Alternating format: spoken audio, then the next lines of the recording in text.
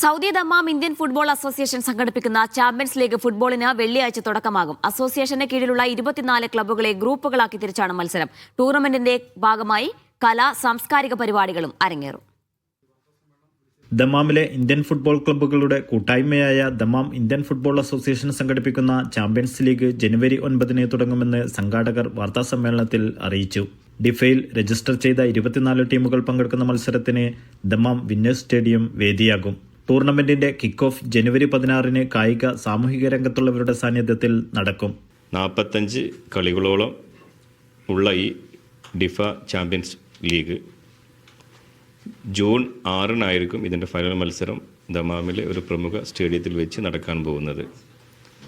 നേരത്തെ സൂചിപ്പിച്ച പോലെ ഡിഫയുടെ ചരിത്രത്തിൽ ആദ്യമായി അരങ്ങേറുന്ന ലീഗ് അടിസ്ഥാനത്തിലുള്ള ഒരു ടൂർണമെൻ്റാണ് ഇവിടെ സംഘടിക്കപ്പെടുന്നത്. ക്ലബ്ബുകളെ 3 ഗ്രൂപ്പുകളാക്കി തിരിച്ച് ലീഗ് അടിസ്ഥാനത്തിലാണ് മത്സരങ്ങൾ.